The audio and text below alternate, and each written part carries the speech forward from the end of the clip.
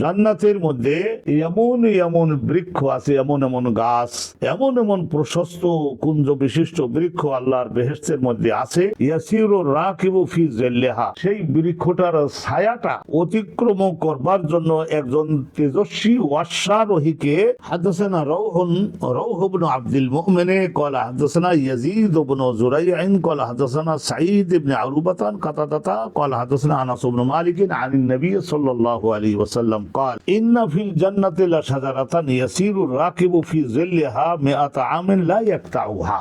হযরত নবী করিম সাল্লাল্লাহু আলাইহি ওয়াসাল্লামের থেকে হাদিস খানা বর্ণিত হয়েছে। সনদটা আমরা শুনে নিলাম। রৌহ ইবনে ওবায়দা, রৌহ ইবনে আব্দুল মুমিন ইমাম বুখারীর শিক্ষক, তার শিক্ষক ইয়াজিদ ইবনে জুরাই, তার শিক্ষক সাঈদ ইবনে আরুবা, তার শিক্ষক কাতাদা তাবিঈ, তার শিক্ষক আনাস বিন মালিক। তিনি সরাসরি রাসূলুল্লাহ সাল্লাল্লাহু আলাইহি ওয়াসাল্লামের থেকে এই হাদিস খানা বর্ণনা করছেন। আল্লাহর নবী জানিয়েছেন, নিশ্চয় জান্নাতের মধ্যে এমন এমন বৃক্ষ আছে, এমন এমন গাছ, এমন এমন প্রশস্ত কুঞ্জ বিশিষ্ট বৃক্ষ আল্লাহর বেহেশতের মধ্যে আছে। ইয়াসিরু রাকিবু ফি জিল্লিহা, সেই বৃক্ষটার ছায়াটা অতিক্রম করবার জন্য একজন তেজস্বী অশ্বারোহীকে 100 বছর অশ্ব চালনা করলেও লা ইয়াক্তাউহা, সেই বৃক্ষের ডালগুলির অঞ্চল অতিক্রম করে বাইরে যেতে পারবে না।